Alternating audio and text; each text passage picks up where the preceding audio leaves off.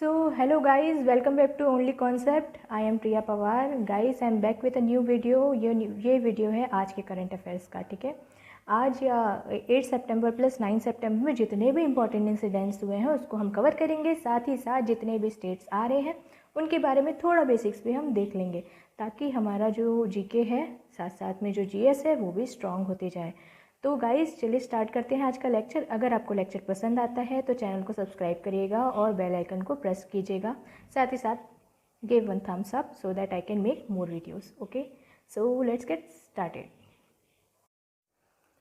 तो गाइस सबसे पहला इम्पोर्टेंट करंट अफेयर्स है दैट ऑस्ट्रेलिया ने एक नए जो ट्रेड एनवॉय को अपॉइंट किया है, मतलब जो व्यापारिक जो रिप्रेजेंटेटिव होंगे ऑस्ट्रेलिया के इंडिया में, वो है मैथ्यू हेडन। ये फेमस क्रिकेटर हैं, ठीक है।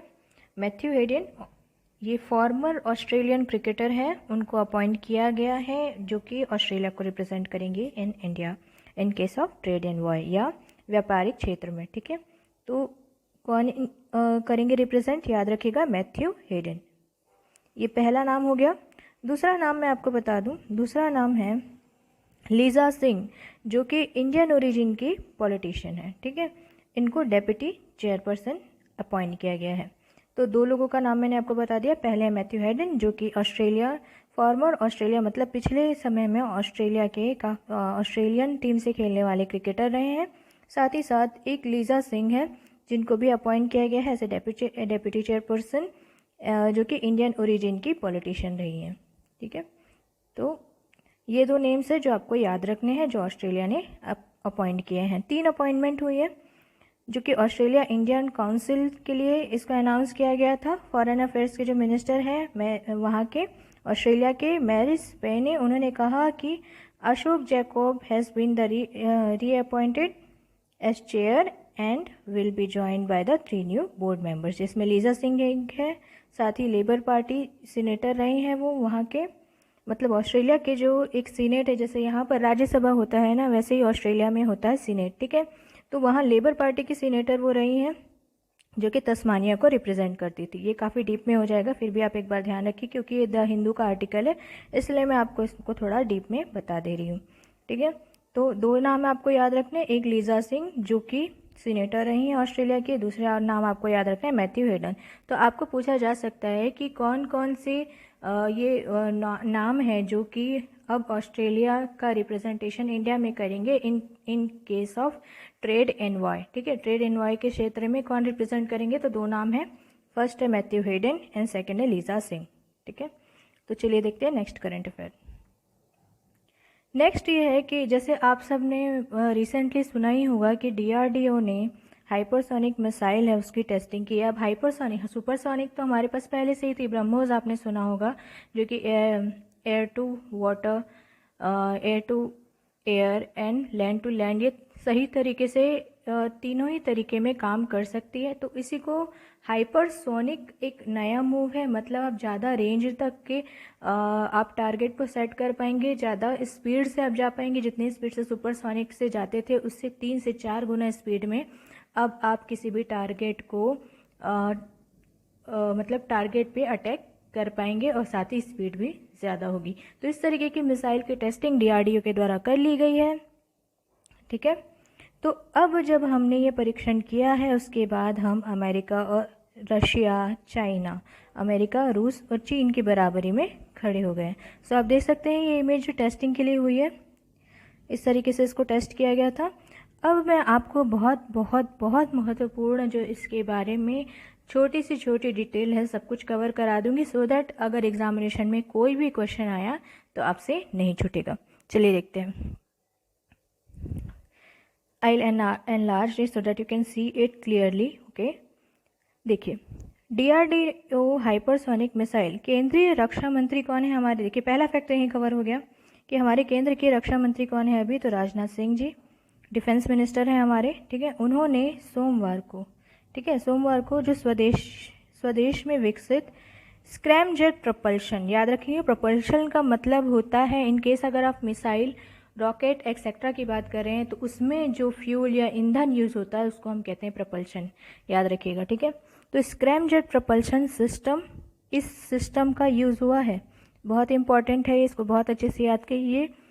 SPS स्क्रैमजेट प्रोपल्शन सिस्टम, इसका उपयोग करते हुए हमने क्या किया है, hypersonic technology demonstrator vehicle HTDV, hypersonic, T से टेक्नोलॉजी, डी से डिमॉन्स्ट्रेटर व्हीकल, ठीक है।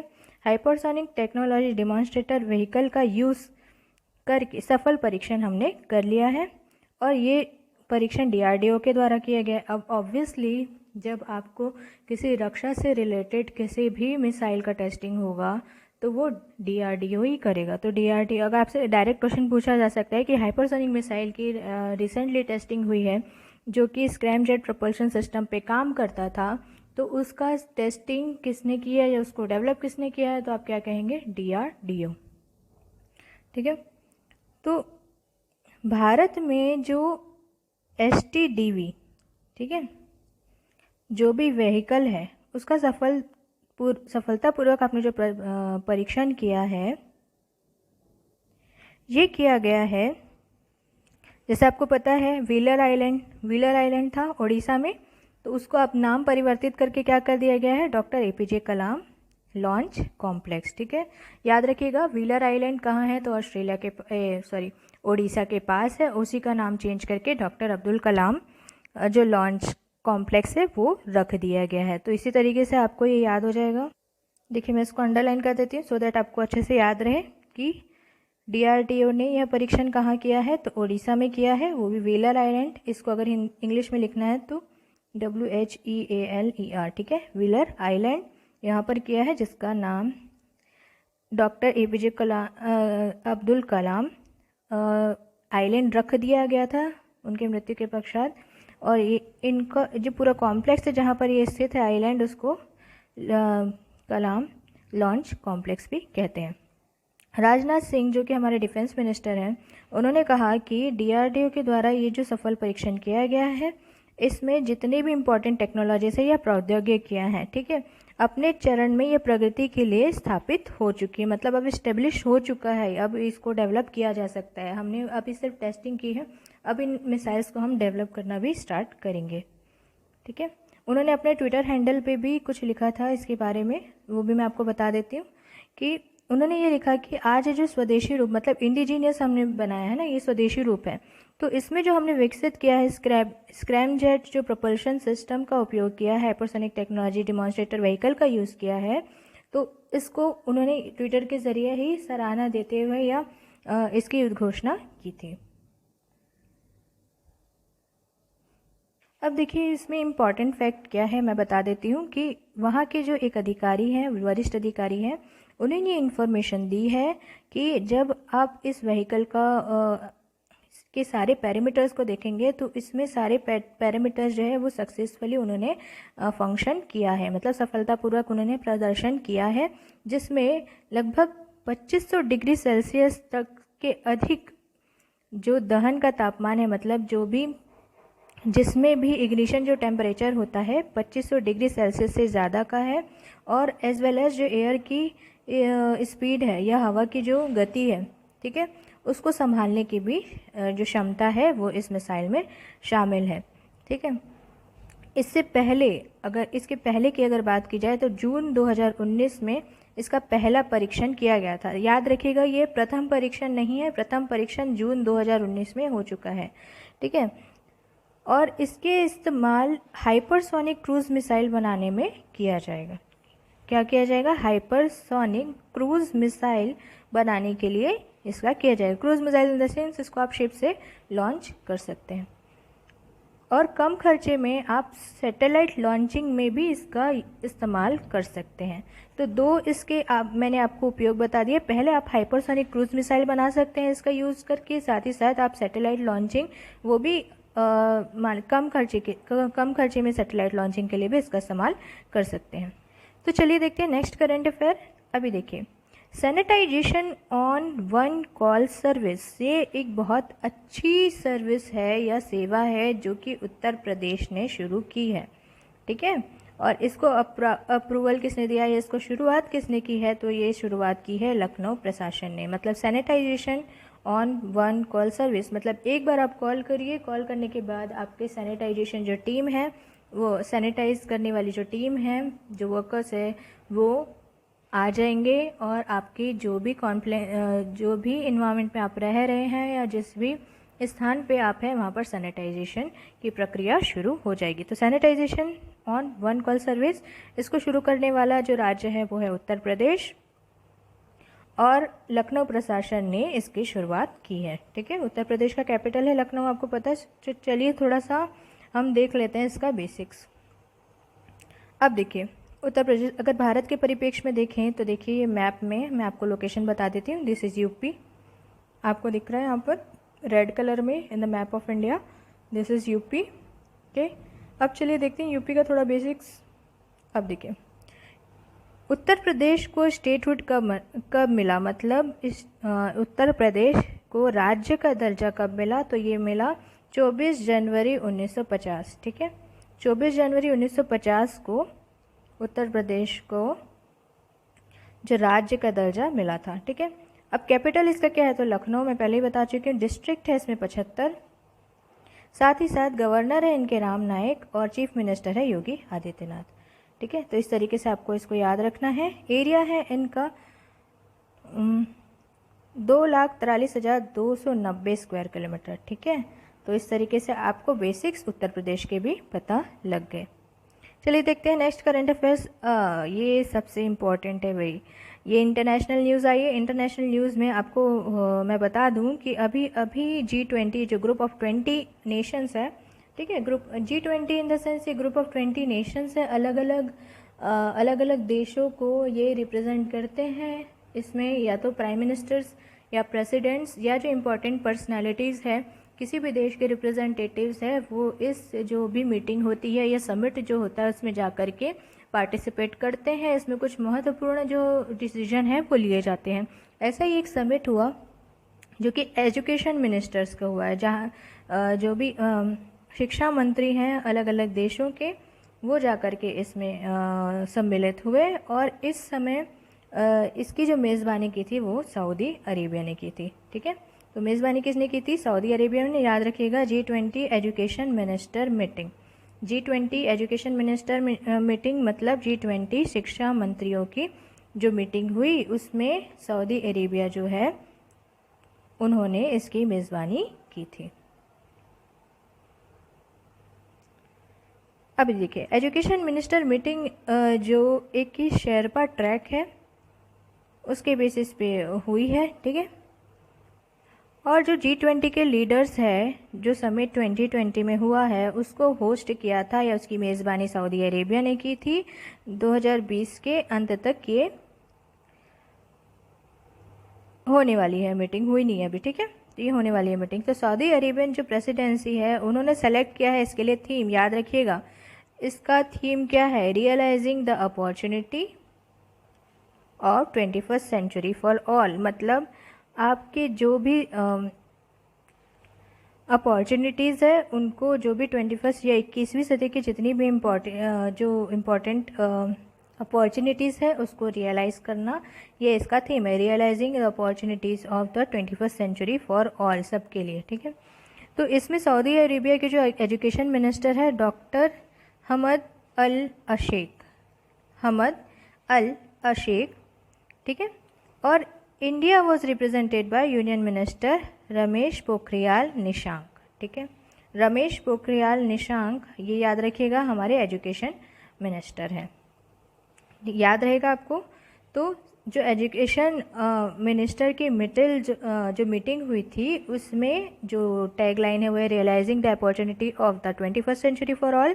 सऊदी अरेबिया के एजुकेशन मिनिस्टर थे डॉक्टर हमद अल अशेख, मतलब इसको आप HAA से याद रख सकते हैं, HAA।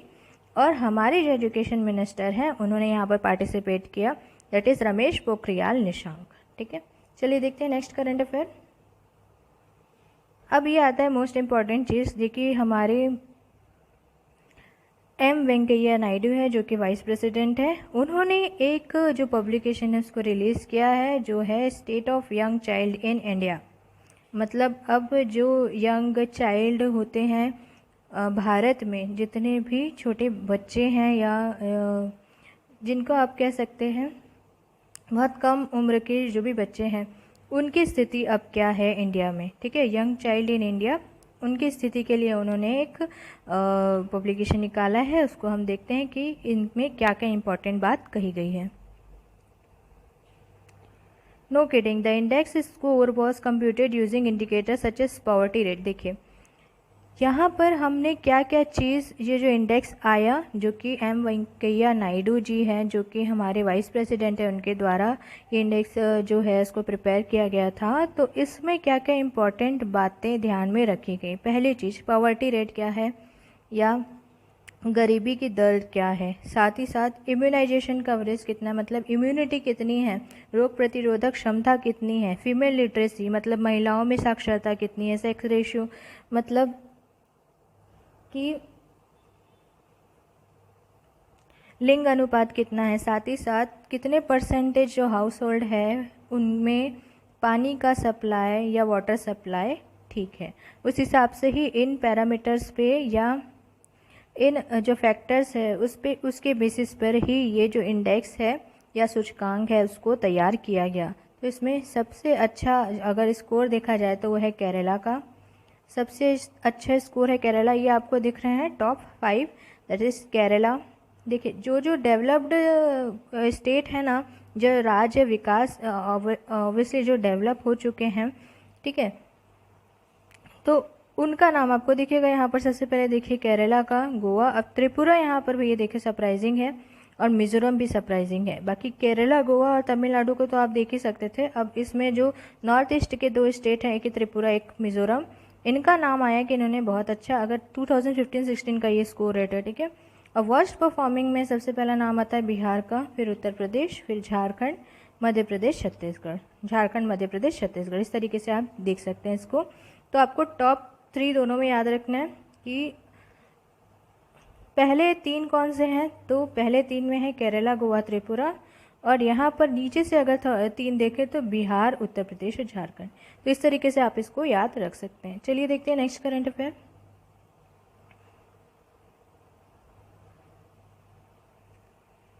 नेक्स्ट जो इम्पॉर्टेंट करंट अफेयर है वो है व्हाट्सएप से रिलेटेड, जो कि आप लोग रोज़ ही चलाते हैं, बट व्हाट्सएप चलाइए, बट उसके हिसाब से जो भी करंट अफेयर्स आ रहे हैं उनको भी ध्यान में रखिए। तो व्हाट्सएप जो है उसने अभी रिसेंटली पार्टनरशिप की है, ठीक है, रिसेंटली पार्टनरशिप की है साइबर फाउंडेशन के साथ में, ठीक है, साइबर पीस फाउंडेशन के साथ में। अब इसको करने का कारण क्या था? ये करने का कारण ये था कि उनको अब जागरूकता या अवेयरनेस फैलानी है साइबर सेफ्टी के बारे में स्टूडेंट्स के मध्य में, ठीक है। तो स्टूडेंट्स के अमंग उनको ये अब जो अवेयरनेस है उसको फैलाना है, इसलिए व्हाट्सएप ने पार्टनरशिप की है साइबर पीस फाउंडेशन के साथ में, ठीक है, जिसको हम कहते हैं CPF दूसरा नहीं है, ये साइबर पीस फाउंडेशन है, ठीक है। तो ये इसका लोगो है साइबर पीस फाउंडेशन का, and this shows the partnership between WhatsApp and cyber peace foundation. चलिए जानते हैं इसके बारे में थोड़ा सा बेसिक्स। देखिए व्हाट्सएप ने साइबर पीस फाउंडेशन के साथ में क्या किया है, पार्टनरशिप किया है। अब इस पार्टनरशिप का क्या उद्देश्य है वो देख लेते हैं। अब आपको पता है कि फेसबुक के पास ओनरशिप है व्हाट्सएप की, 51% से ज़्यादा शेयर अब इनके पास में है। तो अब इसमें जो पार्टनरशिप है ये साइबर सिक्योरिटी के थिंक टैंक के साथ, ये थिंक टैंक है मतलब काफ़ी ज़्यादा इन्वॉल्वमेंट या इसके बारे में जो भी मेन अगर देखा जाए तो जानकारी आप यहीं से ले सकते हैं। तो साइबर पीस फाउंडेशन का बहुत इम्पॉर्टेंट रोल रहेगा, क्योंकि इसमें जो भी पर्सनालिटीज़ है काफ़ी हद तक किसी फील्ड में एक्सपर्टाइज है, तो इसको यूज़ करके आप साइबर सेफ्टी को स्टूडेंट के बीच में इनके अवेयरनेस लाने के लिए यूज़ करेंगे। दूसरा चीज़, ये जो अवेयरनेस कैंपेन होगी उसको लॉन्च किया गया है ई रक्षा प्रोग्राम के अंतर्गत। याद रखिएगा कि ये जो अवेयरनेस कैंपेन चलाई जाएगी ई रक्षा प्रोग्राम के अंतर्गत चलाई जाएगी, और फेजेस में अलग अलग मतलब अंतराल में इसको अप्लाई किया जाएगा। पहले फेज़ में क्या होगा, प्रथम चरण में क्या होगा, लगभग 15,000 जो स्टूडेंट होंगे उनको कवर किया जाएगा, जो कि 5 रीजन के हैं। याद रखिए, इंडिया के परिप्रेक्ष्य में मोस्ट इम्पॉर्टेंट है। ये भी 2020 के अंत तक 5 राज्यों में इसको चलाया जाएगा, जिसमें दिल्ली, मध्य प्रदेश, बिहार, झारखंड और महाराष्ट्र इन्वॉल्व है। ठीक है, चलिए देखते हैं नेक्स्ट। अब देखिए, अब इस अवेयरनेस की ज़रूरत क्या थी? जैसे स्टूडेंट ज़्यादा से ज़्यादा टाइम आजकल ऑनलाइन देते हैं, जैसे आप लोग व्हाट्सएप चलाते हैं, फेसबुक चलाते हैं, इंस्टा, ठीक है, और पहले टिकटॉक था जो कि अभी बैन हो चुका है। तो इस सब चीज़ों में और जैसे ही स्टूडेंट है वो इन्वॉल्व होते हैं, तो बहुत ज़्यादा वो वल्नरेबल हो जाते हैं कि उनको साइबर थ्रेट आए।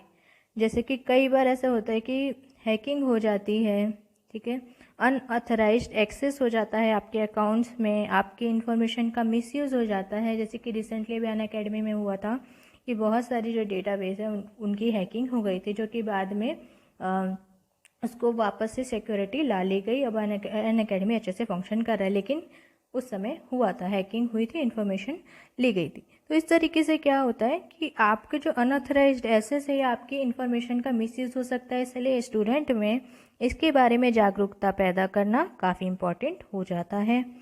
तो चाइल्ड अब्यूज़ हो गया या साइबर क्रिमिनल्स हो जाते हैं, वो ऑनलाइन क्लासेस को डिसरप्ट कर देते हैं, मिस इन्फॉर्मेशन फैला सकते हैं, या जो आपकी प्राइवेसी है उसके लिए भी इशू हो सकता है। तो इस सब का जो अवेयरनेस फैलाना या जागरूकता लाना जो भी विद्यार्थी हैं उनके मध्य, तो ये बहुत ज़्यादा ज़रूरी हो जाता है। चलिए देखते हैं नेक्स्ट। हाँ, ये आया बहुत अच्छा एक न्यूज़ है। विरुधुनगर डिस्ट्रिक्ट जो कि तमिलनाडु का है, ये फुली डिजिटल इकोनॉमी डिस्ट्रिक्ट बन गया है। काफ़ी अच्छी न्यूज़ है तमिलनाडु के बारे में।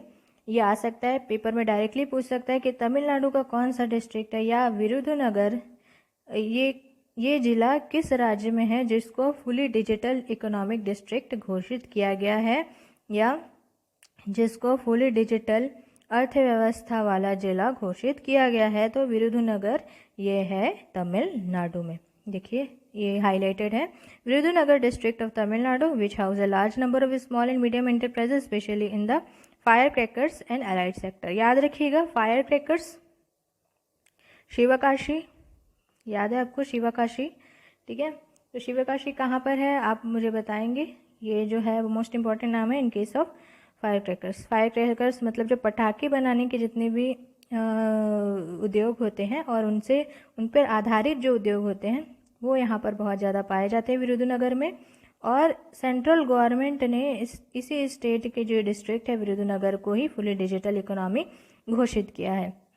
क्यों घोषित किया है? क्योंकि यहाँ पर जितने भी इंडस्ट्रियल यूनिट है, जितने भी औद्योगिक जो इकाइयाँ हैं और जो कमर्शियल एस्टेब्लिशमेंट है, वाणिज्यिक जो एस्टेब्लिशमेंट है, वो बहुत सारे कैशलेस ट्रांजैक्शन को प्रमोट करते हैं, सारे ही कैशलेस ट्रांजैक्शन को प्रमोट करते हैं। साथ ही इसमें एटीएम और डेबिट कार्ड का यूज़ बहुत ज़्यादा हो रहा है, इंटरनेट बैंकिंग का बहुत ज़्यादा यूज़ हो रहा है और क्यूआर कोड्स का भी यूज़ हो रहा है। इस तरीके से यहाँ की जो अर्थव्यवस्था है विरुधुनगर की, वो पूरी तरीके से डिजिटल हो चुकी है, इसलिए इसको फुली डिजिटल घोषित भी किया गया है। चलिए स्टार्ट करते हैं नेक्स्ट। अब मैं आपको बता दूं तमिलनाडु के बारे में कुछ इंपॉर्टेंट फैक्ट। देखिए तमिलनाडु यहाँ पर दिख रहा है आपको इंडिया के मैप में, ये है तमिलनाडु, ठीक है, सबसे साउथ में दिख रहा है। अब यहाँ के जो गवर्नर है, ये अभी जो है तमिलनाडु के गवर्नर वो है बनवारी लाल पुरोहित। यहाँ के चीफ मिनिस्टर हैं एडप्पी के पलनीस्वामी और यहाँ का जो हाई कोर्ट है वो है मद्रास हाई कोर्ट। चलिए देखते हैं नेक्स्ट। अब आया गुजरात। भाई गुजरात भी तो हर चीज़ में आगे रहता है। तो अभी कोविड-19 विजय रथ की शुरुआत की गई है। आपको अगर पूछा जाएगा कि कोविड-19 विजय रथ की शुरुआत किस राज्य में की गई है, तो ये की गई है, भाई ये देखो, ये गुजराती में लिखा है, तो ऑब्वियसली ये आपको इमेज देख के याद रहेगा, इसलिए मैंने इन्वॉल्व किया है। तो कोविड-19 विजय रथ की शुरुआत की है गुजरात ने। अब गुजरात का कैपिटल क्या है? गांधीनगर। यहाँ के चीफ मिनिस्टर कौन है? तो विजय रूपानी। तो विजय रूपानी जी ने ही इस जो विजय रथ है उसका शुभारंभ किया था गांधीनगर से, ठीक है। ताकि अब इसका मेन एम क्या हुआ, भाई विजय रथ क्यों चला रहे हो आप? तो विजय रथ चलाने का मेन एम ये है कि आप लोगों के बीच में अवेयरनेस क्रिएट कर सके कि भाई देखो कोविड-19 को हल्के में मत लो, मतलब कोविड-19 के बारे में आपको अवेयरनेस फैलाना है कि कितना खतरनाक है, आपके रेस्पिरेटरी सिस्टम को ये अफेक्ट करता है, ठीक है। ब्रीदिंग में प्रॉब्लम हो सकती है, डायरेक्ट आप वेंटिलेटर पे जा सकते हो।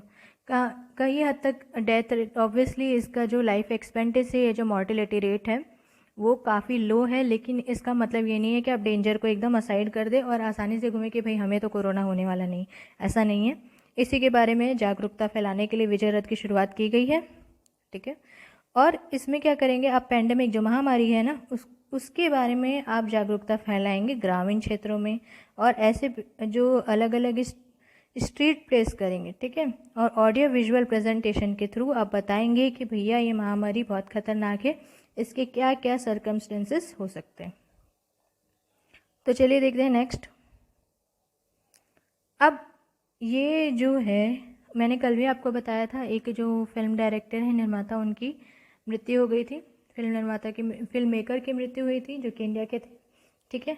आज भी एक जो 9 सितंबर है, इसमें भी एक जो फिल्म डायरेक्टर जो को ऑस्कर विनिंग फिल्म डायरेक्टर है, उनकी मृत्यु हो गई है, जिनका नाम था ज़ीरी मेंज़ल।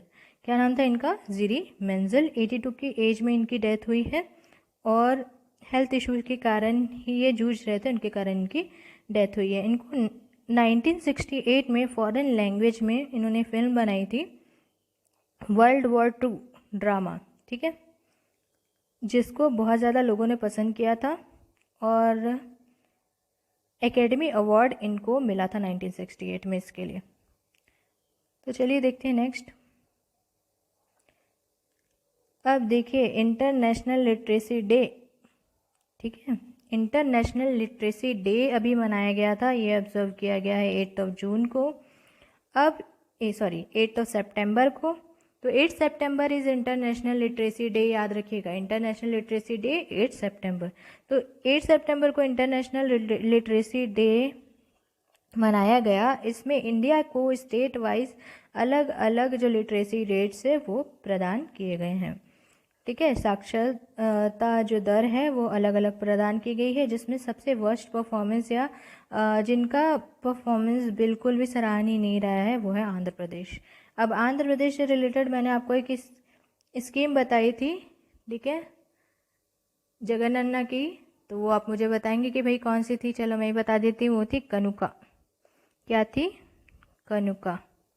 कनुका में क्या होने वाला है, जैसे स्कूल शुरू होंगे तो अलग अलग जो भी छात्र हैं, स्टूडेंट्स हैं, उनको बैग्स वगैरह प्रोवाइड करना, साथ ही साथ उनको यूनिफॉर्म्स प्रोवाइड करना, ये सारे ऑनलाइन पोर्टल के थ्रू पहले रजिस्टर किया जाएगा, साथ ही साथ उसको फिर उनको प्रोवाइड किया जाएगा।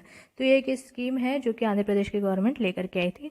तो अभी के लिए याद रखिए, जो इंटरनेशनल लिटरेसी डे मनाया गया 2020 को, उसमें जो सबसे वर्स्ट परफॉर्मेंस रहा है वो आंध्र प्रदेश का रहा है, मतलब सबसे ख़राब परफॉर्मेंस।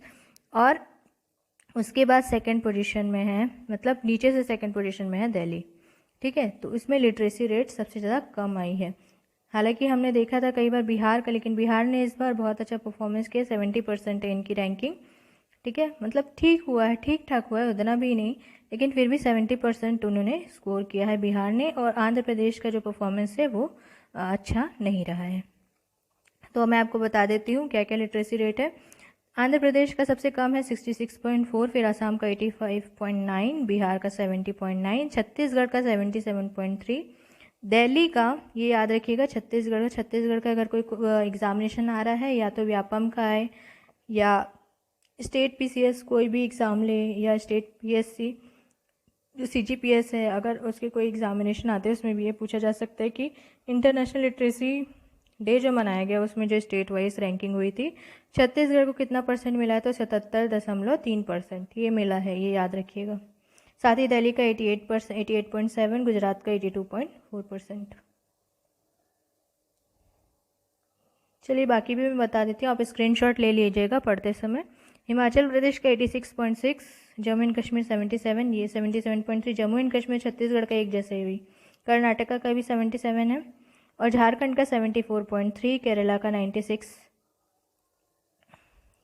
96, सबसे अच्छा परफॉर्मेंस केरला का ही रहा है, आपने देखा है हमेशा से इनका जो परफॉर्मेंस है काफ़ी अच्छा रहता है। मध्य प्रदेश का 73 पॉइंट्स है, महाराष्ट्र का 84.8 और उड़ीसा का 77.3। तो उड़ीसा, जम्मू एंड कश्मीर और छत्तीसगढ़ तीनों का इक्वल है।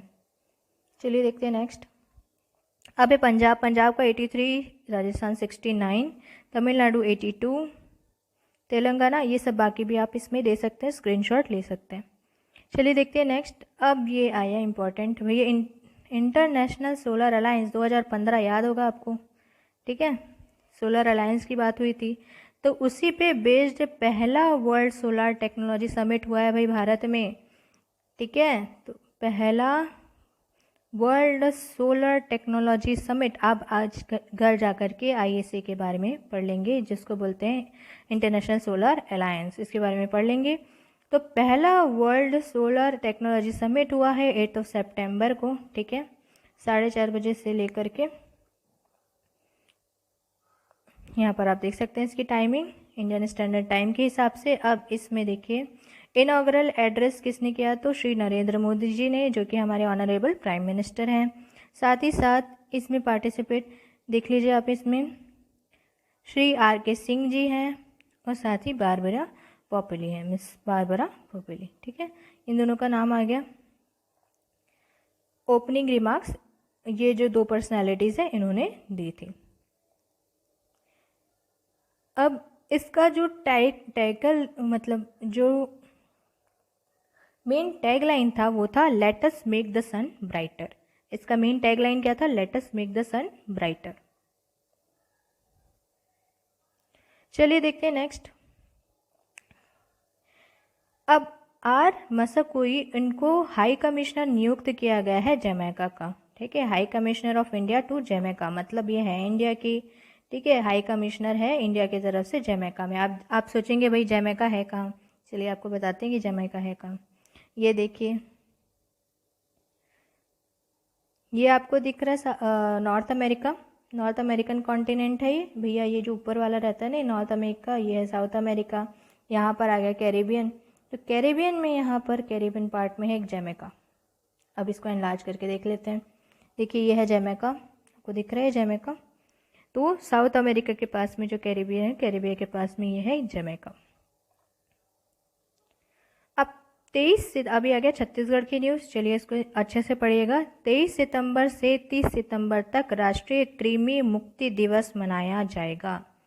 राष्ट्रीय कृमि मुक्ति दिवस भैया ये नेशनल और छत्तीसगढ़ दोनों के लिए इम्पॉर्टेंट है, क्योंकि राष्ट्रीय वर्ड लगा हुआ है। कृमि मुक्ति दिवस आपको पता है जो ग्रोथ है वो अल्टर हो जाती है कृमि के कारण से, और जो इम्यूनिटी है उसमें भी इफेक्ट होता है। आपके शरीर को खाना नहीं लगता है अगर कृमि से कोई भी बच्चा या कोई भी माइनर है अगर वो इफेक्टेड है तो 23 सितंबर से 30 सितंबर तक राष्ट्रीय कृमि मुक्ति दिवस मनाया जाएगा, ठीक है। अब प्रदेश में पढ़ना लिखना अभियान के प्रथम चरण में 2.5 लाख लोगों को साक्षर करने का लक्ष्य, जो कि हमारे स्कूल शिक्षा मंत्री है भाई छत्तीसगढ़ के, कौन है याद करो जल्दी, डॉक्टर टेकाम, ठीक है। इन्होंने कहा है कि पढ़ना लिखना अभियान उसका प्रथम चरण है जो होगा, उसमें लगभग 2.5 लाख लोगों को साक्षर किया जाएगा, लिटरेट किया जाएगा, लगभग 2.5 लाख लोगों को लिटरेट किया जाएगा। चलिए देखते हैं इसमें आगे। अंतर्राष्ट्रीय साक्षरता दिवस अभी मैंने बताया था, इंटरनेशनल लिटरेसी डे 8 सितंबर को मनाया हमने। साथ ही साथ पहला जो समिट हुआ सोलर टेक्नोलॉजी समिट भाई 2015 का जो इंटरनेशनल सोलर अलायंस हुआ था, उसके बाद में जो सोलर समिट हुआ, पहला सोलर समिट हुआ इंडिया में, और कब हुआ 8 सितंबर को ही हुआ। 8 सितंबर को ही लिटरेसी डे भी मनाया जा रहा है, अंतर्राष्ट्रीय साक्षरता दिवस, ठीक है। तो इसमें जो हमारे स्कूल शिक्षा मंत्री है डॉक्टर प्रेम सिंह टेकाम ने, उन्होंने कहा है कि छत्तीसगढ़ में इस वर्ष पढ़ना लिखना अभियान की स्वीकृति प्रदान की गई है। इसमें 15 वर्ष से अधिक आयु समूह के असाक्षर जो स्वयंसेवी अनुदेशकों के माध्यम से क्या करेंगे, हम असाक्षरों को स्वयंसेवी जो अनुदेशक होंगे, मतलब जो सेल्फ हेल्प जो भी इंस्ट्रक्टर होंगे, उनके माध्यम से आप क्या करेंगे, साक्षरता फैलाएंगे। पहले चरण में 2.5 लाख लोगों को साक्षर किया जाएगा, और अंतर्राष्ट्रीय साक्षरता दिवस जो था जिस दिन, उसी दिन वेबिनार किया गया था। ठीक है, वेबिनार में जो शिक्षा और साक्षरता से जुड़े जो राज्य, जिला या विकास खंड या मैदानी अधिकारी या कर्मचारियों सहित विषय विशेषज्ञ जो कि ई एजुकेटर और ई शिक्षार्थी एवं सिख मित्र से चर्चा कर रहे थे। ठीक है, ई एजुकेटर, ई शिक्षार्थी और सिख मित्र, इन सब से चर्चा हुई थी वेबिनार के थ्रू। वेबिनार आप जैसे सेमिनार होता है ना, वैसे ही अगर आप मीटिंग ऑनलाइन कर रहे हैं तो उसको वेबिनार कहते हैं। ठीक है, वेब मतलब होता है भाई मकड़ी का जाल, web, world wide web, www जो आप लगाते हैं ना, वो वर्ल्ड वाइड वेब है, मतलब पूरे संसार को एक जाल के रूप में आप कनेक्ट कर देते हैं। तो वेबिनार भी एक वर्ड है जो ऑफन अभी यूज़ हो रहा है जब से पेंडेमिक या महामारी शुरू हुई है। तो वेबिनार मतलब ऑनलाइन मीटिंग करना इस वेबिनार। तो वेबिनार के थ्रू जो एजुकेटर है, एक शिक्षार्थी है, शिक्षा मित्र है, इन सब से चर्चा हुई। इसमें कहा गया कि कोविड-19 में जो सब घरों में रहकर कार्य कर रहे हैं, ऐसे समय में क्या होगा, डिजिटल साक्षरता दूर दराज के क्षेत्रों में अब आवश्यक हो गई है। देखिए, अब आपको पता है स्कूल्स बंद है, कॉलेजेस बंद है, तो अब ज़रूरी है कि भाई जो साक्षर नहीं है उनको साक्षरता से जोड़ें। तो साक्षरता से जोड़ने के लिए जो अभियान है, कार्यक्रम है, उसकी इसी तरीके से शुरुआत की गई है। अभी देखें, पढ़ना लिखना अभियान की बुनियादी जो साक्षरता घटक है वो 4 माह के चक्र पर केंद्रित होगी। मतलब 4 महीने का ये सर्कल होगा। इसमें क्या होगा, आकांक्षी जो ज़िले हैं, जो जिलों में बहुत ज़्यादा ज़रूरत है उनको प्रायोरिटी देंगे, हम प्राथमिकता देंगे। साथ ही ये जो कार्यक्रम है उसको शहरी क्षेत्रों में, ग्रामीण और शहरी क्षेत्रों में शुरू किया जाएगा। इसके लिए जो राज्य के जो शैक्षिक अनुसंधान एजुकेशनल इंस्टीट्यूशन है, साथ ही जो प्रशिक्षण जो ट्रेनिंग इंस्टीट्यूशन है या काउंसिल है, ठीक है, उसमें राज्य साक्षरता केंद्र और डाइट में क्या किया जाएगा, साक्षरता केंद्र की स्थापना की जाएगी। और इससे ही आगामी समय में जो फाउंडेशन जो एजुकेशन होती है ना, उसको प्रोवाइड करने के लिए, बुनियादी शिक्षा प्रोवाइड करने के लिए, सतत शिक्षा प्रोवाइड करने के लिए, सस्टेनेबल जो एजुकेशन जिसको हम कहते हैं, कौशल विकास मतलब स्किल डेवलपमेंट का काम करेंगे, पुस्तकालय, वाचनालय, डिजिटल साक्षरता। ठीक है, तो ये सारी जो चीज़ें हैं उनको जो प्राथमिकता है इन विषयों पर हम रखेंगे। चलिए देखते हैं नेक्स्ट। अब इसमें भी इससे जुड़ी और ज़्यादा इम्पॉर्टेंट फैक्ट है कि ये जो टॉपिक है पूरी तरीके से कवर हो जाता है। अगर मेंस में ये क्वेश्चन आया छत्तीसगढ़ में तो काफ़ी अच्छे तरीके से आप इसको लिख पाएंगे। आर्टिकल का स्क्रीनशॉट ले लीजिएगा। जैसे जो हमारे शिक्षा मंत्री है डॉक्टर टेकाम, उन्होंने कहा कि छत्तीसगढ़ राज्य में साक्षरता मिशन प्राधिकरण द्वारा गढ़बो डिजिटल छत्तीसगढ़ मुख्यमंत्री शहरी कार्यात्मक साक्षरता कार्यक्रम 27 जिलों के 50 केंद्रों में प्रारंभ किया गया है। ये मोस्ट इम्पॉर्टेंट पैराग्राफ है, इसको आप स्क्रीनशॉट करके रख लीजिएगा। 27 जिलों में प्रारंभ किया गया है। ठीक है, इसका उद्देश्य क्या था, नव साक्षरों को डिजिटल साक्षर बनाना। मतलब जो अभी अभी पढ़ना लिखना सीखे हैं अब उनको डिजिटल या जो भी कंप्यूटर से रिलेटेड टेक्नोलॉजी है उसका भी ज्ञान देना। तो उन्होंने कहा कि यह हर्ष की बात है, संपूर्ण भारत में छत्तीसगढ़ ऐसा पहला राज्य है, याद रखिएगा, जहां यूनेस्को के डिजिटल साक्षर होने का परिपालन अभिभूत किया गया है। देखिए भैया, जो इंटरनेशनल लिटरेसी डे जो हम मना रहे थे ना, वो यूनेस्को जो है पेरिस में जिसका हेडक्वार्टर है, 1945 में इसकी स्थापना की गई थी। तो यूनेस्को जो है उसके द्वारा ही जो लिटरेसी रेट्स है उसको जारी किया गया था। तो इसमें अब तक लगभग 10,000 जो शिक्षार्थी डिजिटल साक्षर बन चुके हैं। चलिए देखते हैं नेक्स्ट। अशासकीय शालाओं को दर्ज संख्या के आधार पर किया जाएगा निःशुल्क छत्तीसगढ़ पाठ्यपुस्तक निगम के पुस्तक।